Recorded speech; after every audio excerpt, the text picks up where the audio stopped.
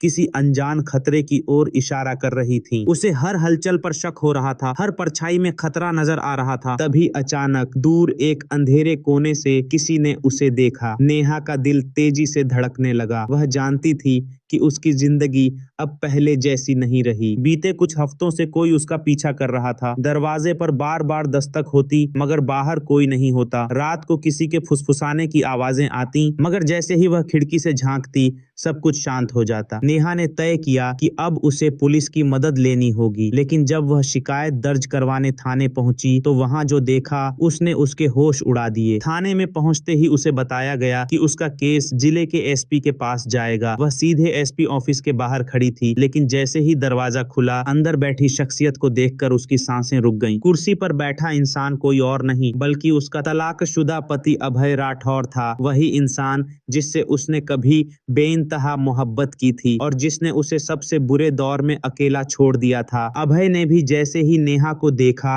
उसकी आंखों में एक पल के लिए सदमे की लकीर खिंच गई। उसकी पेशेवर गंभीरता एक पल के लिए डगमगाई। नेहा और अभय जो कभी एक दूसरे के लिए दुनिया थे, आज अजनबी से आमने सामने थे। नेहा के हाथ में शिकायत की फाइल थी, लेकिन उसके अंदर एक तूफान उमड़ रहा था। क्या वह इस इंसान से मदद मांगेगी जिसने कभी उसकी आवाज तक नहीं सुनी थी? क्या समस्या है? अभय ने ठंडी लेकिन हल्की कंपकंपी भरी आवाज में पूछा। नेहा ने गहरी सांस ली और दृढ़ता से कहा, मैं इंसाफ मांगने आई हूँ, एहसान नहीं। नेहा ने बताया कि कुछ असामाजिक तत्व उसके घर के बाहर मंडरा रहे हैं और वह खुद को सुरक्षित महसूस नहीं कर रही। अभय ने केस की गंभीरता को समझा और तुरंत कार्रवाई का आदेश दिया, लेकिन जब उसने दस्तावेजों को ध्यान से देखा तो उसकी भौहें सिकुड़ गईं। ये लोग कौन थे? क्या ये महज गुंडे थे या इसके पीछे कुछ बड़ा राज छिपा था? अभय ने नेहा को गौर से देखा। उसकी आंखों में वही पुराना दर्द था, मगर इस बार उसमें एक अलग किस्म की मजबूती थी। तुम ठीक तो हो? अभय ने अनायास ही पूछ लिया। ये सवाल पूछने का हक तुम्हें सालों पहले खो दिया था, नेहा ने बिना झिझक जवाब दिया। अभय ने अपनी टीम को आदेश दिया कि नेहा के इलाके में सुरक्षा बढ़ाई जाए, लेकिन जल्द ही उसे एहसास हुआ कि यह मामला सिर्फ एक साधारण शिकायत से कहीं बड़ा है। नेहा का पीछा करने वाले लोग पेशेवर अपराधी लग रहे थे, लेकिन उनका मकसद साफ नहीं था। जैसे जैसे जांच आगे बढ़ी, एक ऐसा सच सामने आया जिसने अभय को हिला दिया। नेहा का पीछा करने वाले गुंडे एक ऐसे शख्स के लिए काम कर रहे थे जो न सिर्फ ताकतवर था बल्कि अभय और नेहा के अतीत से भी जुड़ा था। नेहा के पीछे पड़ा ये शख्स कोई और नहीं बल्कि विक्रांत मेहरा था, एक खतरनाक अपराधी जिसे अभय ने कई साल पहले जेल भेजा था। उस वक्त विक्रांत की गिरफ्तारी में नेहा का भी हाथ था। अब विक्रांत जेल से बाहर था और उसने कसम खाई थी कि वह नेहा से बदला लेकर रहेगा। अगर मैं उसे नहीं रोकूंगा तो वो नेहा को मार देगा, अभय ने खुद से कहा। लेकिन क्या नेहा उसकी मदद कबूल करेगी? एक रात नेहा के घर के बाहर काली गाड़ियों का काफिला रुका। कुछ नकाबपोश लोग तेजी से उसकी ओर बढ़ रहे थे। नेहा को यकीन हो गया कि ये उसका आखिरी दिन हो सकता है, लेकिन ठीक उसी वक्त गोलियों की आवाज गूंज उठी। अभय और उसकी टीम ने समय रहते वहां पहुंचकर नेहा को बचा लिया। एक भीषण मुठभेड़ के बाद विक्रांत को दोबारा गिरफ्तार कर लिया गया। नेहा ने पहली बार अभय की आंखों में देखा। इस बार वहां कोई अहंकार नहीं, सिर्फ पछतावा था। तुम्हें लगा था कि मैं तुम्हें फिर से अकेला छोड़ दूंगा? अभय ने दर्द भरी मुस्कान के साथ कहा। नेहा कुछ नहीं बोली, लेकिन उसकी आंखों में हल्की नमी आ गई थी। मिशन खत्म हो गया था, मगर सवाल बाकी थे। क्या नेहा अब भी अभय को माफ कर पाएगी? क्या अभय सच में बदल चुका था या ये सब सिर्फ एक पेशेवर जिम्मेदारी थी? नेहा ने एक आखिरी बार अभय को देखा और फिर बिना कुछ कहे वहां से चली गई। अभय वहीं खड़ा रहा, अतीत के उस पुल के नीचे देखता हुआ जिसे अब कभी पार नहीं किया जा सकता था। विक्रांत मेहरा जेल में बंद था। नेहा खुद को इस बंधन से आजाद समझ रही थी, लेकिन किस्मत की अपनी योजनाएं होती हैं। जेल में कुछ महीने बिताने के बाद विक्रांत मेहरा ने अपनी रिहाई के लिए कई हथकंडे अपनाने शुरू कर दिए। अच्छे आचरण का दिखावा किया, जेलर से दोस्ती गांठी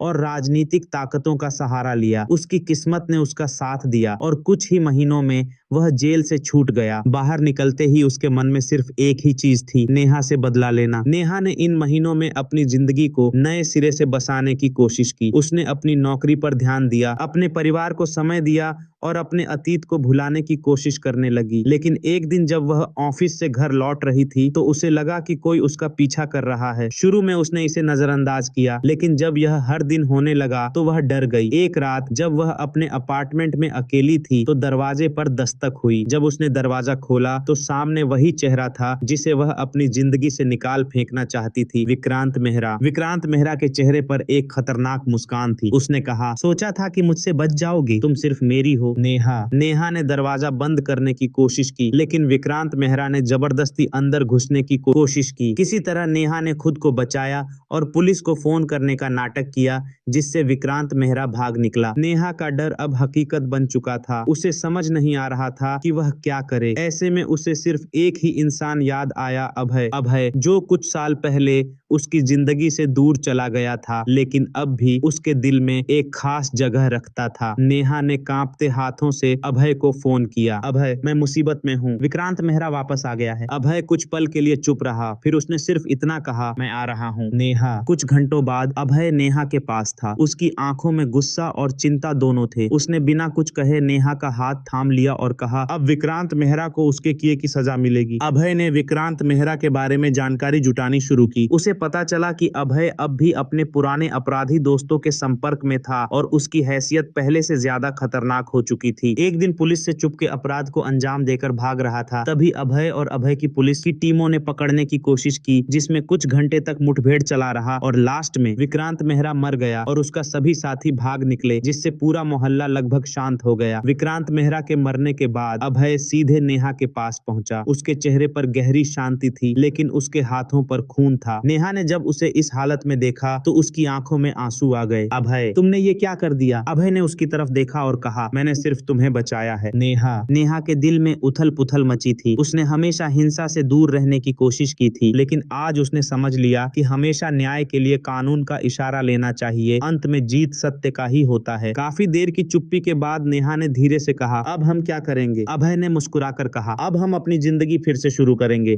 विक्रांत मेहरा का साया हमेशा के लिए मिट चुका है। नेहा ने एक गहरी सांस ली और पहली बार खुद को आजाद महसूस किया। वह आगे बढ़ी और अभय की गले लग गई। नेहा और अभय ने अपने पुराने जख्मों को पीछे छोड़ दिया। उन्होंने एक नए शहर में एक नई जिंदगी शुरू की। नेहा ने फिर से अपने करियर पर ध्यान देना शुरू किया। अभय ने भी खुद को बदलने का फैसला किया। कभी कभी पुरानी यादें लौट आती थीं, लेकिन अब कोई डर नहीं था। उनके सामने सिर्फ एक नया सवेरा था, एक नया जीवन जिसमें सिर्फ प्यार और सुकून था। यह कहानी सिर्फ नेहा, अभय और विक्रांत मेहरा की नहीं, बल्कि उन सभी लोगों की है जो किसी न किसी रूप में मानसिक और शारीरिक शोषण का शिकार होते हैं। यह दिखाती है कि कभी कभी न्याय पाने के लिए साहस और दृढ़ संकल्प की जरूरत होती है। नेहा ने डर के साए में जीना बंद किया। अभय ने अपने प्यार को बचाने के लिए कदम उठाया और अंत में उन्होंने एक नई जिंदगी की शुरुआत की। लेकिन क्या हर पीड़ित को ऐसा ही न्याय मिल पाता है? नहीं। समाज में अब भी कई नेहा जैसी महिलाएं हैं जो डर और अन्याय के साए में जी रही हैं। इसलिए जरूरी है कि हम न सिर्फ उनके लिए खड़े हों,